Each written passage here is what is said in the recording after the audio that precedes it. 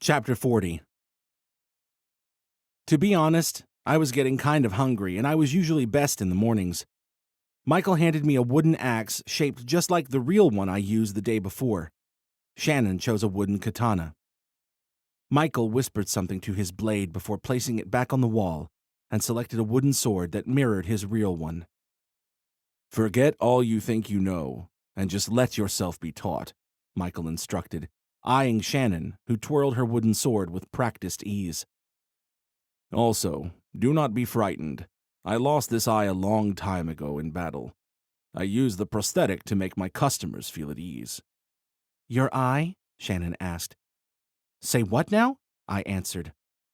Michael reached into his left eye socket and popped out his bright green eye like he was taking a Pop-Tart out of the toaster. Oh, I murmured, raising a hand to my mouth. Now I was actually glad I hadn't eaten.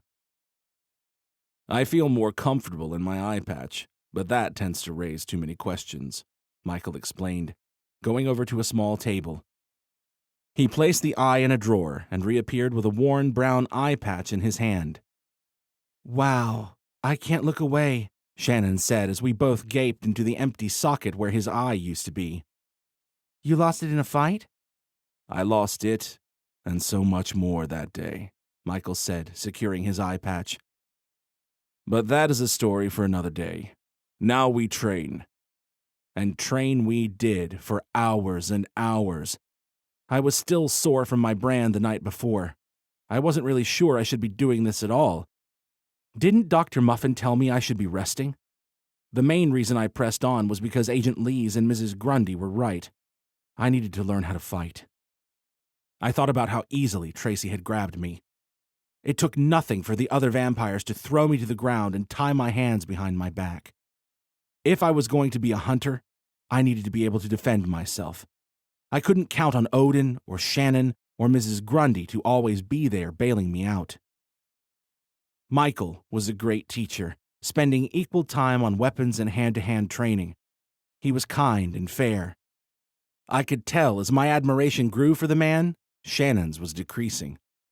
Going into this, Shannon thought she was going to stand toe-to-toe with the warrior. She didn't say it, but I knew that was what she was thinking. Michael took her down every time, be it as they sparred or with their wooden swords. "Again," Michael called to Shannon as she lifted herself off the floor. "Your attacks are powerful enough, but not well thought out. This is a chess game, not checkers." "I'll show you checkers," Shannon grunted, doing a kip-up as she regained her feet and charged, trying to take Michael off guard. It didn't work out well for her. Shannon struck out with her thinner, katana-shaped weapon in a flurry of blows. Michael moved his weapon with an ease that reminded me of how water flowed, smooth and even. At every turn, Shannon's sword was blocked. Sweat ran down her forehead as she looked for an opening that didn't exist. Michael refused to give her ground as the sharp staccato sound of wood against wood filled the underground room. Out of nowhere, Michael struck out with an open palm, slamming his hand into Shannon's chest. She gasped and fell back onto the mat.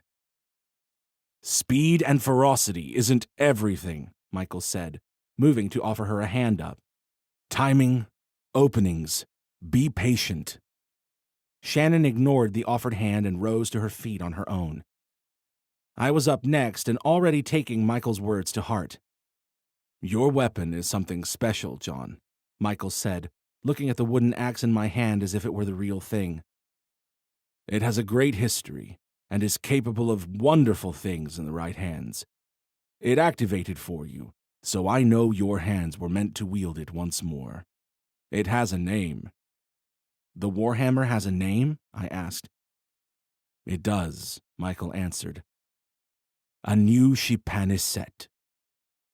"Oh," I said, already forgetting what he just said and how to pronounce it.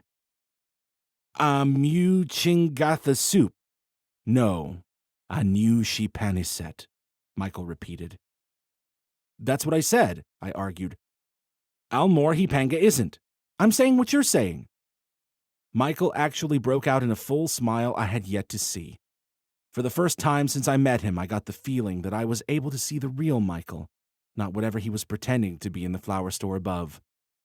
He was ready with a smile, strong, and a great leader. I found myself wondering what happened to him to make him recoil so far into himself. "She would have liked you," Michael said. "Why don't we just go with the translated title the weapon carries in English? The weapon is known as Blood Rage." Oh my goodness. Blood Rage?" I repeated. "And I will teach you how to wield that weapon as if it were an extension of your own body," Michael said. "Let's begin." I can only explain what happened for the next few hours as a marathon of pain. At times, Shannon and I both took instruction from Michael. Other times, he worked us one-on-one and allowed the other to rest. Other times, we sparred against one another. By the time we were done, I was covered in sweat, sorer than when I walked into Halo Bouquet, but I did have a better foundation in both hand-to-hand combat and using Blood Rage. I felt better about throwing punches and grappling. I felt like I could actually block an incoming strike with Blood Rage now. I even learned a few combinations with the weapon, using both the shaft and the head of the warhammer in an attack. "That's enough for today," Michael said, calling a halt to our training. "We need you up and prepared to work tomorrow morning. If we're going to do this, we train from 5 a.m. to 7 a.m., an hour for hand-to-hand and an hour for weapons. You'll have to do physical fitness exercising on your own." "Tomorrow morning?" I asked, checking my phone. There were 2 worried texts from Evan and a missed call. It was almost 7 now. I texted him back all was well, still doing the math on how many hours of sleep I could get tonight. "You'll need all the training you can get to not die," Michael said, trotting up the steps. "Tomorrow, bring your actual weapons to work with. Also, it might be a good idea to take some kind of weapon with you now, wherever you go." "I'm beginning to realize that," Shannon said, having lost all her initial interest in Michael. "We'll be here at 5. We exited the underground torture chamber and walked out into the brightly lit front room. Mrs. Grundy was there with a pair of glasses perched on the edge of her nose, scrolling through her phone. "Well, how did they do?" Mrs. Grundy asked. "Too early to tell," Michael answered. "We'll see them again tomorrow, bright and early." "Wonderful. Thank you, Michael," Mrs. Grundy said, patting his muscular shoulder. "She would be very happy. You know that." Michael just nodded as we exited his store. "So what's the deal with that guy anyway?" Shannon asked as we entered her car. "I mean, I can put some of the puzzle pieces together. He used to fight a lot, and what? He lost an eye and a girlfriend?" I leaned closer to the 2 in the front seat to hear every word. "Michael can decide how much he'd like to tell you," Mrs. Grundy replied. "It'll be good for him to recount the story whether he knows it or not. Right now, we should be talking about some Matty Too Fatty burgers with extra chili cheese fries. Oh, and a Diet Cola." "Diet, huh?" Shannon asked. "Not going to worry about the calories in that burger and fries, but you're going to pump the brakes at the soda and get a diet?" "I have to draw the line somewhere, dear," Mrs. Grundy said good-naturedly as Shannon headed to the preferred burger joint. "I texted Evan. I have his order as well. We can go back and share a meal together." "The bloodsucker likes burgers?" Shannon asked with a half-laugh. "Of course he does." "He's a part of this as well," Mrs. Grundy reminded Shannon. "I understand you're going to view him from behind a certain pair of glasses because of your hate for his kind and what happened to your sister. Evan, however, should be given some credit. To rage against what you are on a daily basis is a battle few of us must face. I've only known a handful of vampires in my time that have sworn off killing or turning humans. It takes a substantial strength of will." Shannon listened, but didn't say anything. We made it to the drive-thru and back to Haven Apartments without incident. My legs and chest, heck, my whole body screamed at me as I exited Shannon's car. I remembered to take the contract with me. "Still haven't signed, I see," Mrs. Grundy noted as we walked into the apartment complex. She carried the drinks in one hand and opened the gate for us with the other. "You will." "I was thinking," I started. "That sounds dangerous," Shannon joked. "I was thinking," I began again. Should I be training, given these secrets and a warhammer called blood rage, if I haven't even made a commitment to become a hunter? I mean, what if I decide this life just isn't for me? You'll sign, Mrs. Grundy said knowingly. But I mean, what if I don't? I asked. Last time I committed to something, I had my heart torn out of my chest, and then she tried to kidnap me. You'll sign, Mrs. Grundy said again, fishing for the keys to her apartment and letting us inside. On another note, both of you need showers. I can smell you, and the odor isn't exactly sunshine and rainbows. Seriously, Shannon agreed, as we sat down at Mrs. Grundy's table. Usually it's just John that has it going on, but I smell like a gym bag. Evan joined us a few minutes later, and we dug into the calorie-filled goodness with abandon. I wasn't sure how Evan and Shannon were going to get along, but Evan was his usual cheerful self, and Shannon seemed to rein in any negative comments after the talk with Mrs. Grundy. I realized then that I had been missing this for a long time. Just having friends. It was only Evan and me before Tracy came along, and then mostly just Tracy and me. I couldn't remember the last time I actually had a group of friends all sitting together. Uh-oh, Evan said around a mouthful of fries.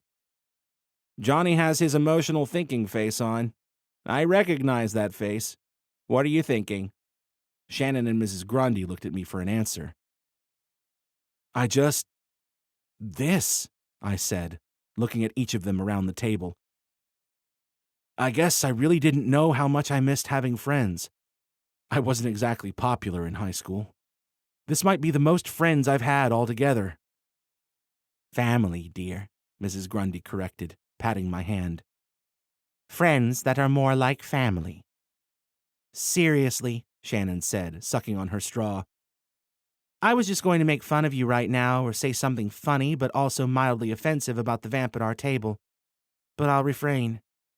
Since my sister died, I haven't had many friends either. I guess my cousin Riley is the one I'm closest to now. I don't get out much, as you can imagine, Mrs. Grundy added. But my hellhounds keep me company when they're around. They seem to be out again now, no doubt needed elsewhere at the moment. It can get lonely. We all looked at Evan. What? Evan asked. I'm great, super busy with work. I mean, I was until the owner of my modeling agency was murdered by you fine people, but he had it coming. I'm thinking of opening my own business as these final shoots I've been contracted to work wind down. I am happy I can share who I really am with all of you, even if one of you tries to decapitate me every so often. Might try again later. I'm still deciding, Shannon smirked. Fair enough, Evan answered. Well, this has been a very nice night for me, but you two need to shower and get rest if you're going to be up and be ready to train tomorrow morning, Mrs. Grundy said, looking at me and Shannon. You must be prepared when Victor makes his appearance. Wait, who? Evan asked, almost jumping out of his seat. Count Victor Jovanovich, I clarified, taking in Evan's clearly disturbed appearance. He came to me in a dream. What's wrong? Johnny boy, Evan said after chewing on his bottom lip for a moment. There's something you have to know.